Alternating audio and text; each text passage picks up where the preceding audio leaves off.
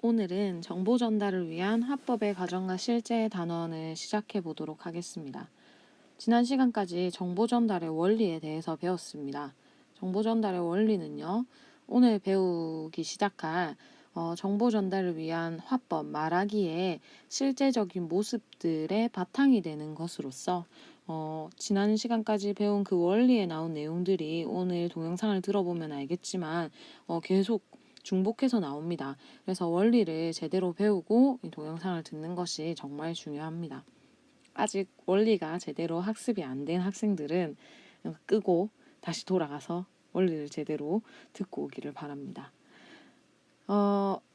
정보 전달을 위한 화법의 가정과 실제에서는요, 실제적인 말하는 정보 전달을 위한 말하기, 첫 번째 발표, 두 번째 보도, 세 번째 안내에 대해서 배울 건데요. 오늘은 그 첫 번째 발표에 대해서 배우는 동영상이 되겠습니다. 실제적인 내용을 하기 전에 생각여기 한번 해볼게요. 다음 만화를 보고 관광객이 어려움을 겪는 이유를 생각해보자. 이렇게 되어 있는데 지금 이 여성분이 관광객이고요. 관광객이고 안 써도 돼. 관광객이고요. 지금 요 사람 그리고 요 사람이 정보를 전달하는 사람입니다. 그러면 이 두 사람이 정보를 전달하기 때문에 정보 전달자가 갖추어야 할 태도에 대해서 여러분들 알죠? 지난 시간에 원리에서 배우고 온 것처럼 정보를 전달하는 사람은 이렇게 말해야 돼, 이런 표현을 사용해야 돼 라는 걸 여러분들 머릿속에 들어있을 겁니다. 그럼 이 사람들이 말하는 걸 보면서요, 지금 이 여성분이 굉장히 곤란해하고 있단 말이지, 땀을 흘리고 있는데 왜 곤란함을 느끼고 있는지를 파악해 보도록 하겠습니다. 간단하죠. 이 남학생과 아저씨의 말을 보면 이런 표현들이 있습니다. 여기가 아니고요. 저쪽으로 좀 걸어가셔야 해요. 여기가 아니고 저쪽인데 저쪽으로 좀 걸어가셔야 해요. 선생님이 길을 물어봤는데 이러한 안내들을 계속 받는다면 정말 난감할 것 같은데요. 여러분들도 그렇겠죠. 이 이유를 한번 구체적으로 이야기를 해보면요. 저쪽 좀을 옆으로 빼겠습니다. 저쪽 좀. 이런 저쪽 좀과 같은 표현은요, 정확하지가 않습니다. 그리고 구체적이지도 않죠. 정보를 전달하는 말하기나 글쓰기는요, 구체적인 정보를 사용해야 합니다. 그렇죠? 그런데 이러한 정보들은 지금 굉장히 주관적인 정보이기 때문에 이 여자분께서, 관광객께서 말을 듣고도 길을 찾아가는데 어려움을 겪고 있는 거죠. 그러면 어떠한 표현을 사용해야 하나요? 그렇죠. 이렇게 주관적인 정보를 사용하면 안 되고요. 정확하고 구체적인, 누구나 알아들을 수 있는, 두 블럭 가셔가지고 좌회전을 하세요 라든지, 어떠한 가게가 나오면 옆으로 가세요 라든지, 누구나 알아들을 수 있는 정확하고 구체적인 객관적인 정보를 제공해야 합니다.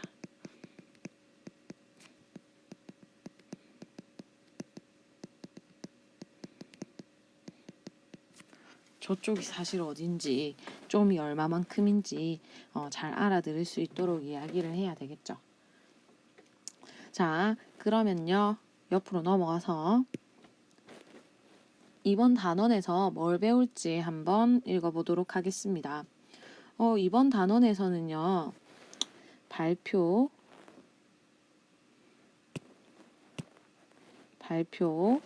그리고 보도, 그리고 안내와 같은 정보 전달의 화법의 종류에 대해서 배울 거고요. 정보 전달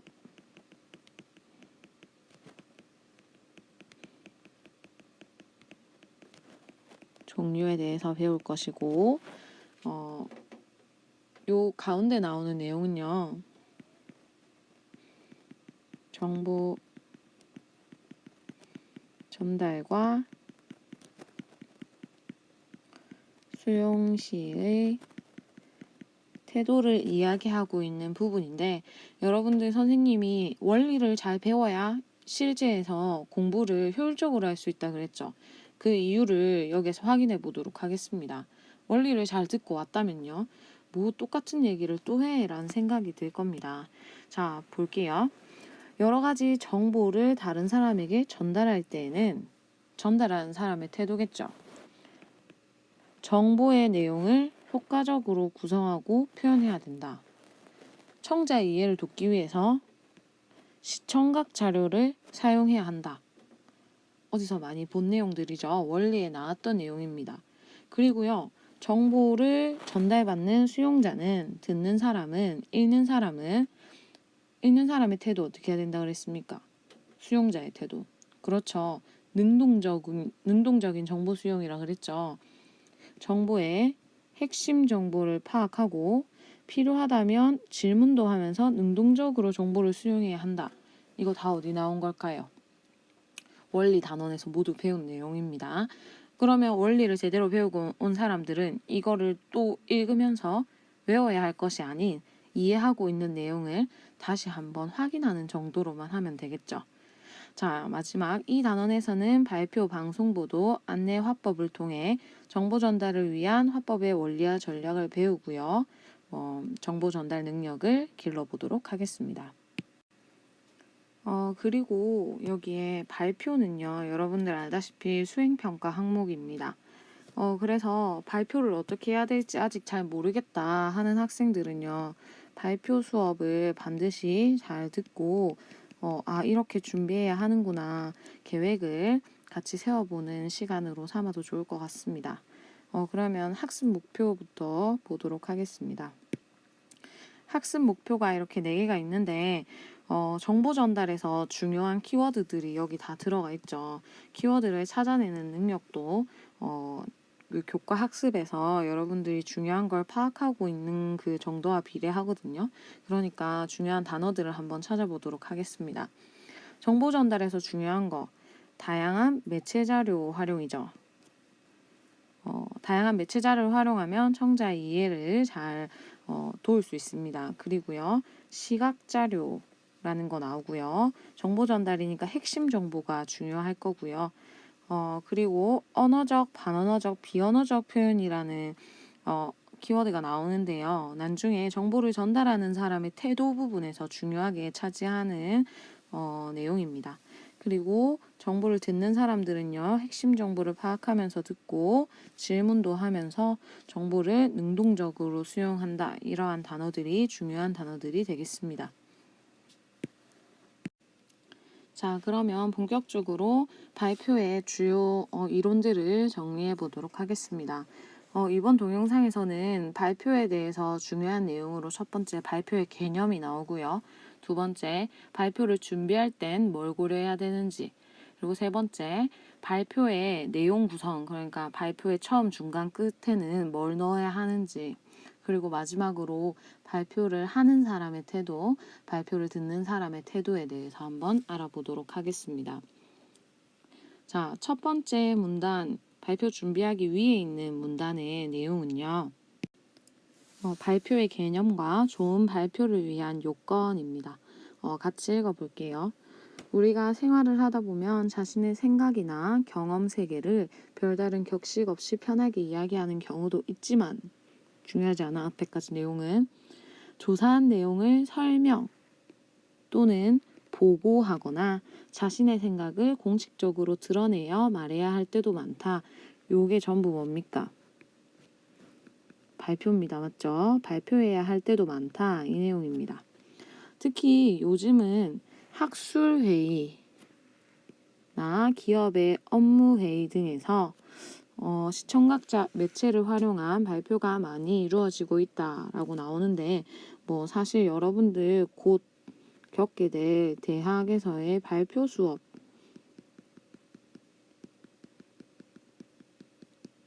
또 여러분들과 가까이 있는 발표가 되겠죠. 실제로 대학에서 본인이 어떠한 내용에 대해서 조사를 해와서 PPT를 만들고 발표를 하는 식의 수업이 굉장히 많이 일어나고 있습니다. 그러니까 고등학교 때 발표가 뭔지 배우고 앞에서 PPT를 만들어서 발표를 경험해 본 사람과 경험해 보지 않은 사람의 대학에서의 수업의 질이 많이 차이가 나겠죠. 이때는요, 여기에 나오는 것처럼 시청각 매체를 반드시 활용하는 것이 좋습니다. 시청각 매체는요, 옆에 나오는 것처럼 프레젠테이션이라고 하는 것으로 파워포인트를 활용한 발표죠. 자, 이제 발표의 개념이 나옵니다. 이처럼 여러 사람 앞에서 어떠한 사실이나 정보를 드러내어 알리는 것을 발표라 한다. 발표의 개념입니다.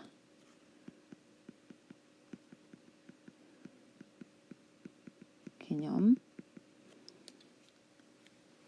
여기에 사실, 정보를 드러내어 알리는 것, 네 글자로 하면 정보 전달이 되겠죠. 그런데 단순히 중요한 내용을 나열만 한다고 해서 발표가 되는 것은 아니다. 좋은 발표를 위해서는 중요한 내용 나옵니다. 필요한 자료를 수집 및 선별하고, 자, 필요한 자료를 요게 아닌데. 그렇지. 필요한 자료를 수집하고, 선별하고, 이를 효과적으로 구성하여 청자들에게 전달한다. 요거 우리가 배운 단계로 한번 연결 지어 볼까요? 필요한 자료 수집, 정보 수집이죠. 선별, 그대로 선별이죠. 그 다음 단계에 선별했으면 뭐 해야 됩니까? 재구성해야 되겠죠. 그런데요, 이 구성에는요, 아마 조직도 지금 들어가 있는 내용으로 보입니다. 이 조직 단계 다음에요, 그 다음에 전달, 표현 해야 한다 라고 우리 원리에서 배운 이 단계들을 지켜서 발표를 해야 한다. 그래야 좋은 발표가 된다 라고 이야기를 하고 있습니다. 지금부터는 발표를 하기 전에 어떤 것들을 고려해서 발표를 준비해야 하는지를 배워보도록 하겠습니다. 여러분들이 발표를 수행평가 때는 준비해야 하니까 정말 실제적으로 여러분들한테 도움이 될 내용들입니다. 잘 들어주세요. 자, 발표를 준비할 때는요, 첫 번째 문단, 목적에 따른 발표의 주제를 정해야 됩니다. 같이 읽어보겠습니다. 발표를 하려면 분명히 하는 것이 좋다. 요 가운데 있는 것들이 뭐냐면요. 발표가 새로운 사실이나 정보를 알려주고자 하는 것인지, 객관적인 정보를 토대로 의견을 나타내거나 해결 방안을 제시하고자 하는 것인지를 분명히 하는 것이 좋다. 요거를 두 글자로 줄이면요. 발표를 하려면 이 사이에 들어가 있는 것들이 전부 목적에 관한 내용입니다. 그래서 이 문장을 간단하게 요약하면 발표를 하려면 목적을 분명히 하는 것이 좋다라고 이야기할 수 있습니다. 그 목적의 예시로 든 것들이 괄호 안에 들어가 있는 건데 새로운 사실이나 정보를 알려주고자 하는 것, 이게 목적의 예시 1이 되겠고요. 객관적인 정보를 토대로 자신의 마지막에 의견을 나타내거나 해결 방안을 제시하고자 하는 것, 이게 목적 2가 되겠습니다. 그러니까 그냥 정보만 알려주려고 발표를 하는 건지, 아니면 정보를 얘기하고 마지막에 자신의 의견을 덧붙이려고 하는 건지, 아니면 어떠한 문제 사실들을 보여주고 마지막에 해결 방안을 제시하고자 하는 것인지, 발표에도 다양한 목적이 있을 수 있겠죠. 그 목적을 분명히 하는 것이 좋다라는 문장입니다. 그 뒤에 나옵니다. 목적에 따라서 발표의 성격과 구성이 달라지기 때문이다. 예를 들어서요, 우리 학교에 어떠한 문제점과 해결 방안을 제시하는 발표라면 객관적이고 사실인 정보, 문제들이 처음 부분에 나올 거고요. 그리고 중간 부분에 그 해결 방안도 반드시 나와야 되겠죠. 그러나 목적이 그냥 사실이나 정보를 알려주고자 하는 거라면 중요한 부분이 실리는 가운데 부분 있죠. 조직의 가운데 부분에 그 사실이나 정보가 중심을 차지해서 발표가 구성이 되겠죠. 그러니까 목적에 따라서 발표의 성격과 구성이 달라진다라는 말을 이해할 수 있을 겁니다. 이렇게 목적을 분명히 하고 나서는요, 무엇이 필요하냐면 목적에 따라서 발표의 주제를 정해야 합니다. 이렇게 발표의 주제를 정할 때는요, 청중에게 효용성이 있는 것, 청중에게도 가치가 있는 주제를 선정해야 합니다. 됐죠? 첫 번째 문단의 내용이었습니다. 목적을 인식하고 목적에 따른 주제를 설정했다면, 그리고 세 번째 해야 할 일은 청중을 분석하는 일입니다. 두 번째 문단을 같이 읽어볼게요. 효과적인 발표를 위해서는 청중에 대한 분석이 이루어져야 한다. 청중에 대한 분석이 이루어져야 한다고 이야기하고 있습니다. 선생님, 청중 분석은 어떻게 하는 건가요? 직접 찾아가서 한 명 한 명씩 이야기를 나눠서 분석하는 건가요? 대략적으로요. 그 청중 집단에 대한 분석이라는 말입니다. 그래서요. 내가 오늘 발표를 하게 된다면 내 발표를 듣는 사람들의 성별은 대체적으로 어떠한지, 나이는 어떠한지, 그리고 지식의 수준은 어떠한지, 이런 것들을 청중의 특성이라고 하는데요. 이러한 청중의 특성을 분석해야 합니다. 왜 청중의 특성을 분석해야 하냐면요. 이 청중의 특성에 따라서 실제 발표 시에 사용할 말이라든지 표현 방식, 그리고 안에 들어갈 내용 등이 달라지기 때문이죠. 예를 한번 들어볼까요? 지금 내가 발표를 할 건데 내 발표를 듣는 그 청중들이 대부분 초등학생입니다. 그러면 발표 시에 쓰이는 어휘나 표현들이 어떻게 돼야 될까요? 쉬운 어휘를 써야 할 거고요. 아이들은 주의 집중이 잘 안 되기 때문에 보여주는 시각 자료 같은 것들을 많이 써야 하고요. 그렇죠? 이런 식의 그 청중에 따라서 발표 방식이 많이 달라지거든요. 그래서 발표를 위한 청중 분석하기가 발표 준비하기에서 해야 할 세 번째 일이라고 할 수 있습니다.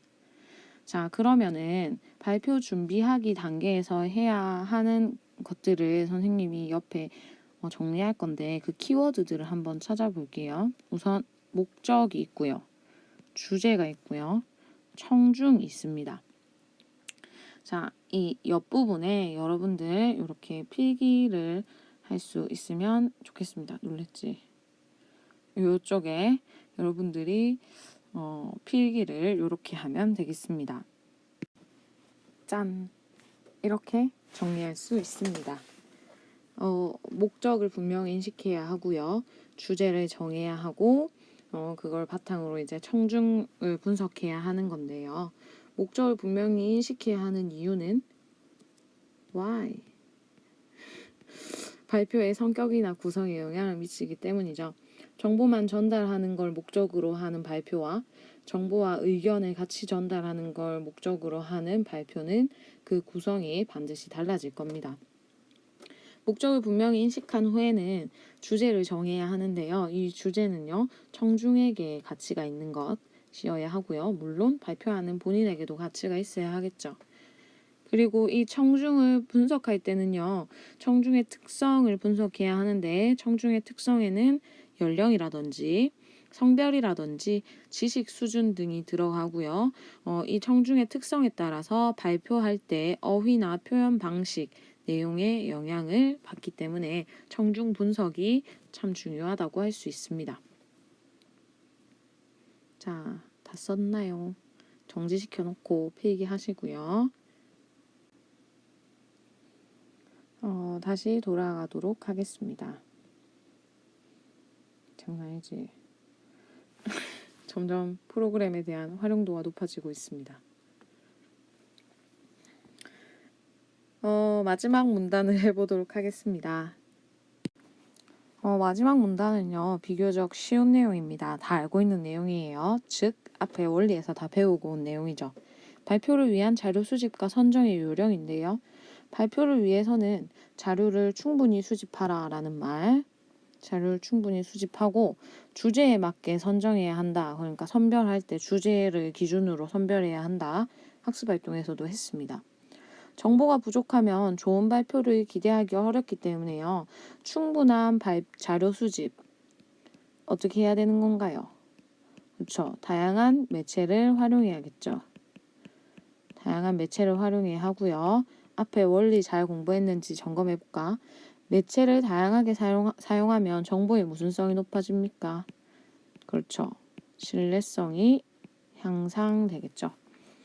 그리고 아무리 좋은 자료라 할지라도 주제에서 벗어나는 자료는 과감히 버릴 줄 알아야 한다. 선별해야 한다라는 내용이 나옵니다.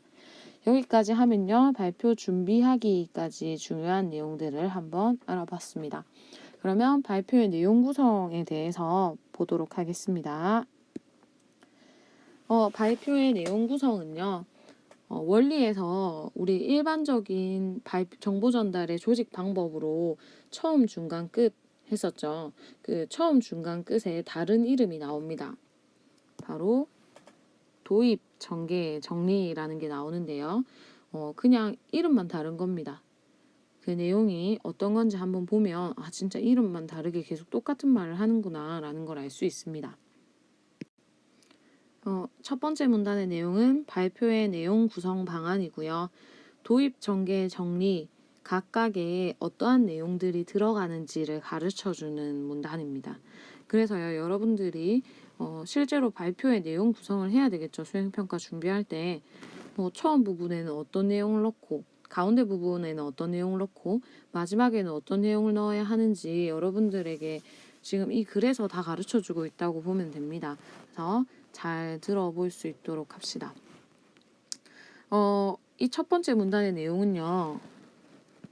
페이지 48페이지에 가면 우리 아까 선생님 얘기한 것처럼 처음, 가운데, 끝, 처음, 중간, 끝에 어떠한 내용이 들어가는지 나오죠. 한번 가서 볼까요? 48쪽으로 가보세요. 그 48쪽에 나오는 처음, 가운데, 끝에 있는 그 칸 안에 들어가 있는 내용이랑 동일합니다. 그러니까 도입, 전개, 정리가 처음, 가운데, 끝의 이름만 다른 거라는 걸 한번 확인해 보도록 하겠습니다. 도입부에서는 그리고 전개부에서는 정리부에서는 우선 찾고요. 뒤에 나오는 내용들만 보면 되겠죠. 도입부에서는 시작하는 부분에서는 주제, 그러니까 말할 대상이죠. 어떤 걸 얘기할 건지 대상을 맨 처음에 소개해야 되겠죠. 그리고 뒤에 나오는 전체 내용을 개관하여 보여줄 수도 있습니다. 이게 뭐 하는 거죠? 글의 구조를 밝히는 거죠. 뒤에 어떤 내용 말할 거야 라고 전체 내용을 보여주는 그 내용이 발표 앞부분에 실려 있어야 합니다.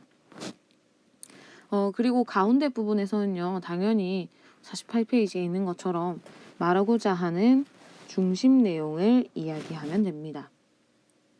그리고요, 정리부로 갈게요. 가운데 부분 넘어가고 정리부에서는요, 발표의 중심 내용 중에 핵심적으로 중요하다라고 하는 핵심 정보를 다시 한번 언급해서 강조하고 간단한 제언이 뭐냐면 어떠한 의견이나 생각입니다. 객관적인 사실 정보를 제시하고요. 마지막에 간단하게 자신의 의견이나 생각을 덧붙일 수도 있다는 말입니다. 정리부에서는요. 자, 요 내용들은 앞에 나왔던 48페이지에 있는 정보 전달의 원리에 일반적으로 처음, 가운데, 끝으로 내용을 조직할 때 들어가야 하는 내용들이랑 동일한 내용이 말만 다르게 되어 있는 거죠. 그러면 이제 우리가 여기에서 할 일은 앞에 안 나왔던 내용을 다시 한번 좀 더 주의 깊게 살펴보면 되는 정도인 겁니다. 자, 가운데 전개부에서 뛰어넘은 내용 한번 볼게요. 전개부에서 중심 내용을 제시하는데 청자의 이해를 돕기 위해서 사용할 수 있는 전략이 두 가지가 나옵니다. 첫 번째, 정계부에서 사용할 수 있는 전략으로 사례를 제시하거나, 두 번째, 시청각 자료를 함께 제시하는 방법이 있는데요. 사례를 제시하는 건 예시를 드는 거 쉬울 거고요. 시청각 자료도 보고, 청, 듣는, 시각 혹은 청각 자료 혹은 복합 자료 같은 것들이 있는데요. 이러한 여기서는 예시로 도표, 음향 같은 거 들고 있죠. 이러한 시청각 자료를 함께 제시하는 것이 좋다라는 이야기가 나옵니다.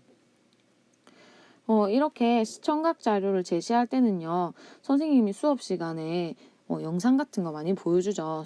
다른 과목이라 할지라도 수업 시간에 보통 선생님들이 그 과목과 관련한 영상을 많이 틀어주는 경향이 있습니다. 그런데요, 영상만 딱 틀어주고 그 뒤에 아무 말도 안 한다면 오늘 배우는 내용과 무슨 관련성이 있는지 학생들이 이해하기 쉽지 않겠죠. 그래서요, 발표할 때는요, 시청각 자료는 단순히 제시만 해서는 안 되고 어떻게 해야 되냐면 발표자의 해석이 반드시 들어가야 하고요. 핵심 정보로 구성되어야 합니다. 그래서 시청각 자료는 발표자의 해석을 통해서 중요한 정보로 구성되어야 한다. 그러니까 중간에 나오는 내용이라고 할 수 있습니다. 자, 옆에 시청각 자료의 활용에 대해서 한번 필기를 좀 해보도록 하겠습니다. 자, 여기 여기 확대해가지고 선생님은 사실 쌤이 매 강의마다 이렇게 필기를 많이 할 건 아닌데요. 발표 강의에서 이렇게 필기가 많아지는 이유는 여러분들 나중에 발표 수행평가 준비할 때 막막할까봐 좀 이것저것 좀 많이 적고 있습니다. 나중에 수행평가 할 때 막막하거든. 이것 좀 펼쳐보고 시청각 자료 이것도 활용할 수 있었어 해가지고 좀 잘 해보자고. 너희 좀 필기 많다고 짜증났었지? 좀 전에. 짜증내지 마. 자, 이렇게 쓰면 되겠습니다. 잘못 썼다. 시청각 자료 괄호하고 매체하고 이건 지우고. 됐죠? 시청각 자료 매체라고도 부르고요. 이 시청각 자료를 활용할 때는요. 시각 매체로는 도표, 사진, 그림이 있고요. 청각 매체는 음악, 효과음 같은 게 있습니다. 이런 것들을 사용해도 되고 복합 매체로 시각과 청각이 모두 들어가 있는 동영상이나 애니메이션을 활용할 수도 있습니다. 발표에. 그리고 발표용 소프트웨어로는 쉽게 이야기하는 PPT, 파워포인트도 있고요. 요새 발표할 때 좀 핫한 프레지 같은 것도 있을 수 있습니다. 이렇게 시청각 자료나 매체를 활용하면요. 첫 번째 효과로 청중이 주의 집중하는 효과를 얻을 수 있고요. 그리고 청중이 내용을 이해하는 데도 도움을 얻을 수 있습니다. 자, 그러면 밑에 계속 해보도록 하겠습니다.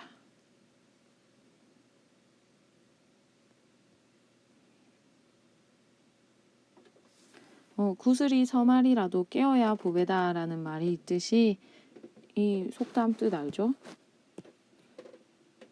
구슬이 엄청나게 많이 있어도 깨어야 가치 있는 것이 된다 라는 말이 있듯이 아무리 좋은 정보나 자료들이라도 좋은 정보를 수집했더라도 그거를 체계적으로 조직하고 재구성해서 전달하지 않으면 의미가 없다라고 하면서 이 문단에서는요. 체계적 조직과 정보의 재구성에 대해서 중요하게 이야기하면서 우리 조직 이야기할 때 배우고 온 거 있죠. 정보의 조직 방법. 앞에서는 이렇게 얘기했습니다. 세부 내용 조직 방법.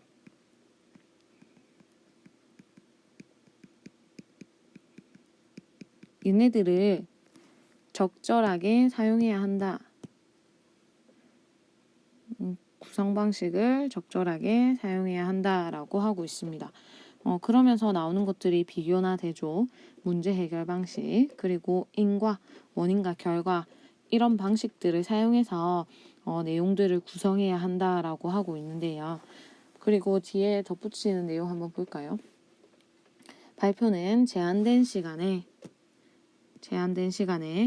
필요한 정보를 청중이 이해하기 쉽도록 전달하는 것이 핵심이기 때문에 내용 구성이 간결하고 체계적이어야 한다라고 이야기하고 있습니다. 마지막으로는 발표 시의 태도입니다. 발표 시의 태도는요, 우리 앞에 정보 전달의 원리에서 치면 정보 전달과 수용의 태도라고 해서 두루뭉술하게 배웠던 거 있죠, 맨 마지막에. 이제 그거를 좀 더 구체화시켜 놓은 건데 굉장히 내용이 쉽습니다. 발표자는 해서 발표자의 태도가 4가지 나오고요. 청중은 이렇게 하는 부분에서 청중의 태도 2가지가 나옵니다. 같이 찾으면서 한번 읽어볼게요. 발표자는 청중 앞에서 첫 번째, 준비한 자료를 읽기만 해서는 안 된다. 여러분들 발표 수업할 때나 아니면 수행평가 할 때 이 태도는 정말 중요합니다. 종이에 그 발표할 때 할 말들을 다 적어와서 종이만 보고 줄줄줄 읽어 내려가는 발표를 하는 사람과 그리고 앞에 보면서 청중과 눈빛 교환도 하고 상호작용하면서 발표하는 사람은 확실히 그 발표 분위기가 달라질 겁니다. 그래서요, 2번째, 말하기 상황의 특성을 감안하여 반언어적, 비언어적 표현을 적절히 사용할 수 있어야 합니다. 반언어적, 비언어적 표현이 뭔지 한번 밑에 한번 써볼게요. 반언어적은요, 성량, 그 목소리 크기, 어조, 억양과 같이 말을 꼭 해야만 얘네들이 나올 수가 있습니다. 말에 그래서 수반된다고 합니다. 말에 수반되는 반언어적 언어 표현입니다. 이 반언어적에 비교해서 비언어적 표현은요. 반언어적에 비교해서 비언어적 표현은 뭐냐면 안일비, 언어가 아닌 겁니다. 표정, 또 뭐 있을까요? 손짓, 몸동작, 시선도 있겠죠. 이것처럼 언어가 필요 없이 언어 외적으로 영어로 하면 without 언어 말이 없어도 표정, 손짓, 몸동작, 시선 같은 건 있을 수 있죠. 이런 표현들을 하지만 여기에도 의미는 담기잖아요. 이런 것들을 비언어적 표현이라고 합니다. 반언어적과 비언어적 2개 구분할 수 있겠죠. 반언어적은 다시 한번 설명하지만 말이 나와야 억양이 나올 수 있죠. 그리고 말이 있어야 그 말의 크기도 있을 수 있겠죠. 성량. 그러니까 말에 수반되는 표현들이고 비언어적은 말이 없어도 혼자서 이제 존재할 수 있습니다. 그렇죠? 자, 얘네들이 가지는 효과는 뭘까요? 이 2개 한번 빼볼게요. 얘네들의 효과는요. 첫 번째로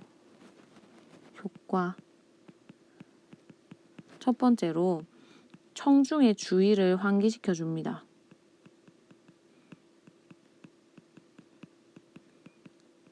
갑자기 어떠한 표정이 나온다든지 손짓이 크게 나온다든지 아니면 억양이 달라진다든지 어조가 달라진다든지 하면 청중들이 뭐지? 하고 다시 주의를 집중하게 되겠죠. 수업 때도 그래서 선생님들이 어조를 바꾸거나 성량을 바꾸는 이유도 여러분들의 주의를 환기하기 위해서입니다. 한 어조로 한 목소리로 하나의 톤으로만 계속 수업을 한다고 하면 얼마나 지루하겠어요. 맞죠? 자, 그리고 2번째, 얘네들은요, 전달하고자 하는 의미를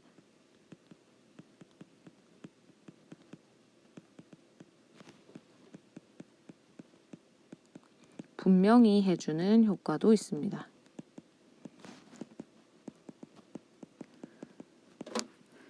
일반적으로 사람들이 그러니까 언어 표현이랑 비언어적 표현이랑 같이 사용됐을 때 더 크게 의미를 받아들인다고 하거든요. 그리고 비언어적 표현이 얼마나 중요하냐면, 만약에 말과 언어적 표현과 비언어적 표현이 반대될 때, 예를 들어서 친구가 뭔가 고민을 얘기하는데요.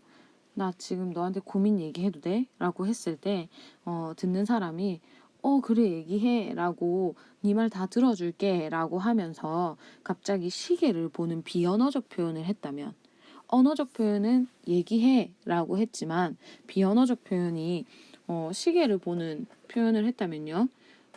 그 말하는 사람은 언어적 표현을 믿을까요? 아니면 상대방의 시계를 보는 행위 뒤에 숨겨진 나 뭔가 급한 일이 있는데 시간이 없는데 라는 그 의미가 담긴 그 비언어적 표현을 믿을까요?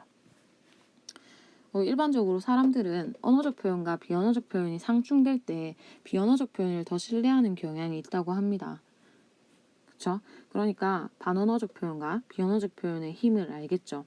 그래서 발표할 때도요, 반언어적, 비언어적, 언어적 표현을 적절히 사용해야 여러분들의 발표 내용을 상대방에게 더 분명히 전달할 수 있을 겁니다. 그리고 세 번째 발표 시의 태도는요, 청중의 반응을 살펴라. 그래서 발표의 전략을 조절해라 하는 건데요. 청중의 반응을 살피면서 발표의 전략을 조절하는 것들의 예시는 이런 것들입니다. 청중이 내가 하는 말을 이해하지 못하는 것 같으면 다시 쉬운 용어로 설명을 하는 거. 이게 청중의 반응을 살피면서 발표의 전략을 조절해 나가는 것의 예고요. 또 내 발표를 듣는 사람들이 좀 지루해하는 것 같다. 그러면 준비했던 유머나 재담을 사이사이에 넣는 것도 발표 전략을 조절해 나가는 방법이 될 수 있습니다. 그래서 선생님이 수업 중간에 다른 이야기를 막 하는 거 있죠. 그런 것들도 여러분들이 지루해하니까 하는 거야. 선생님이 이야기하고 싶어서 하는 게 아니고 다 너희가 지루해해서 하는 거란다. 선생님은 수업만 하고 싶어. 잡담 이런 거 선생님 별로 안 좋아하거든. 지금도 잡담하고 있다 맞지? 수업 시간에 말을 너무 하고 싶어서 정말 고민이란다. 자, 그럼 이제 청중의 태도를 한번 더 보도록 할까요? 선생님 4가지라고 했는데 3가지밖에 안 나왔는데요. 마지막에 한 가지는 더 나옵니다. 청중의 태도부터 보도록 하겠습니다. 청중은 1번 핵심 정보를 잘 파악하여 메모를 하거나, 그리고 뒤에 나오는 질의응답 시간이 있으면 2번 의문이 나는 것을 질문하여 필요한 정보를 능동적으로 수용해야 합니다. 아는 말이죠. 능동적인 수용. 질문할 수도 있고요. 자, 그리고 마지막 발표자의 태도, 마지막 태도 여기 나옵니다. 발표자는 청중이 질문할 수 있으니까 그 4번 청중의 질문을 대비하여 발표 내용에 대해 충분히 숙지하고 필요하다면 예비 자료를 준비해 두는 것도 좋다. 됐죠? 여기까지 발표 시의 태도를 발표자가 갖추어야 할 태도 4가지, 청중이 갖추어야 할 태도 2가지로 나누어서 살펴봤습니다. 자, 여기까지가 내용이고요. 밑에 나온 그림을 한번 같이 볼게요. 이게 여러분들이 나중에 발표 수행평가를 준비한다고 했을 때 PPT를 준비하겠다. 뒤에 나는 PPT를 띄우겠다 하면 이렇게 구성할 수가 있습니다. 이 PPT 예시 안에 자료 구성의 예 안에요. 도입 내용에서는 뭐 해야 하는지, 전개에서는 어떤 게 들어갈 수 있는지가 지금 다 들어가 있거든요. 굉장히 중요한 내용이라고 할 수 있습니다. 우선은 제목이 들어가야 할 거고요. 맨 앞에 제목은 전체 내용을 포괄할 수 있는 것으로 해야 되겠죠. 그 다음에 도입 부분에서는요, 뒤에 나오는 내용을 개관해서 보여주면 좋다라고 했고요. 반가운 개요라는 말도 보이네요. 이 개요를 제시하는 가장 좋은 방법이 차례를 넣는 겁니다. 맞죠? 차례가 뭐 나오는지 순서에 따라서 만들어 놓은 거니까 그게 바로 개요겠죠. 이 개요를 도입 부분에서 제시하고요. 그리고 전개에 들어가면 주요 내용을 이야기하는데 이때 도표나 그래프처럼 시청각 매체를 왜 찍었지? 매체 등을 활용할 수 있습니다. 그리고요. 언어 자료도 이렇게 나올 수 있고요. 언어 자료를 이렇게 PPT에 실을 때는요. 예를 들어서 한 문단의 내용을 다 전달하고 싶다. 그래도 그걸 전부 컨트롤 C, 컨트롤 V 해서 여기에 수많은 내용을 이렇게 줄글로 다 적는 것보다는 핵심적인 내용들만 이렇게 점 이런 걸 활용해가지고 이런 기호를 활용해서 간략하게 정리하는 것이 상대방이 청중이 이걸 봤을 때 더 눈에 더 잘 들어오는 표현 방법이 되는 겁니다. 그리고요, 사진 자료를 이렇게 활용할 수도 있고요. 마지막 정리 부분에서는 전개에서 이야기했던 내용들을 요약해서 중요한 것만 이렇게 보여주면 되겠습니다. 이상 정보 전달을 위한 화법의 과정과 실제 첫 시간으로 발표에 대해서 알아봤습니다.